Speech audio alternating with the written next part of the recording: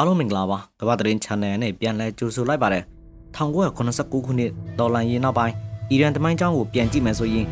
ခမနီဟာအလုံးရေးပါတဲ့ခန်းကဏ္ဍမှာရှိခဲ့တာကိုလက်ခံရမှာပါသူဟာအီရန်ရဲ့အမြင့်ဆုံးခေါင်းဆောင်ဖြစ်တပ်တန်းရှည်ကြဆုံးတာဝန်ယူခဲ့သူလည်းဖြစ်ပါတယ်အီရန်မှာအငင်းပွားစရာဖြစ်နေတဲ့အချက်လက်တစ်ခုတော့မိမိကိုယ်ကိုကာကွယ်ဖို့နဲ့တားဆီးနိုင်စွမ်းရှိတဲ့အာဏာတည်ဆောက်ဖို့အတွက်နျူကလ িয়ার လက်နက်ပိုင်ဆိုင်တည်သလားဆိုတာပါပဲဒါပေမဲ့ခမနီကတော့ဖက်ဝါလို့ခေါ်တဲ့ပါရာရေးဆိုင်ရာဆုံးဖြတ်ချက်ကိုချမှတ်ခဲ့ပြီးအီရန်အနေနဲ့နျူကလ িয়ার လက်နက်မပိုင်ဆိုင်နိုင်ကြောင်းသိလင်းပြောကြားခဲ့ပါတယ်။ဘာကြောင့်လဲဆိုတော့နျူကလ িয়ার လက်နက်ဟာဘာသာရေးမူဝါဒတွေနဲ့စန့်ကျင်နေလို့ပါပဲ။ဂျပန်မှာဖြစ်ခဲ့တဲ့လိုမျိုးလူသားမျိုးနွယ်ပေါ်ကြီးကျယ်ပျက်စီးပြုံးတိစေနိုင်တဲ့အတွက်ဒီလိုလက်နက်မျိုးကိုအသုံးပြုတာဟာဘာသာရေးအရခွင့်မပြုပါဘူး။ပျက်စီးပြုံးတိစေနိုင်တဲ့အတွက်ဒီလိုလက်နက်မျိုးကိုအသုံးပြုတာဟာဘာသာရေးအရခွင့်မပြုပါဘူး။စစ်ပွဲနဲ့မသက်ဆိုင်တဲ့ပြစ်မဲ့ပြည်သူတွေကိုထိခိုက်စေတာမျိုးဒါမှမဟုတ်အကျိုးတရားမှုကိုမထိန်ချုံနိုင်တဲ့တိုက်ခတ်မှုမျိုးဟာဘာသာရေးနဲ့ဆန့်ကျင်နေတာကြောင့်အီရန်ကနျူကလ িয়ার လက်နက်မရှိဘူးလို့အမြဲတမ်းအတည်ပြုခဲ့ပြီးတောင်းပြန်လက်နက်တွေကိုဒါအစားထိုးအားပြည့်ခဲ့ပါတယ်ခုအခါမှာတော့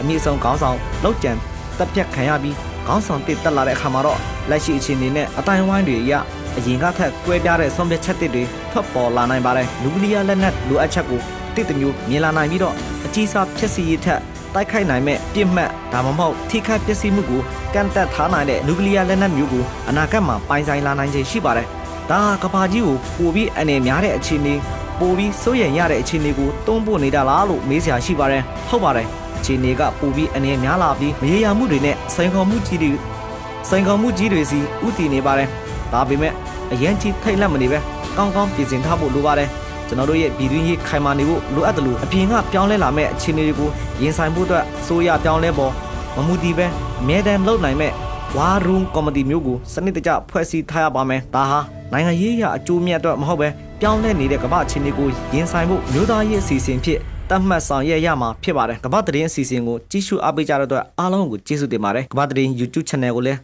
Subscribe လုပ်ပေးကြဖို့တောင်းဆိုချင်ပါတယ်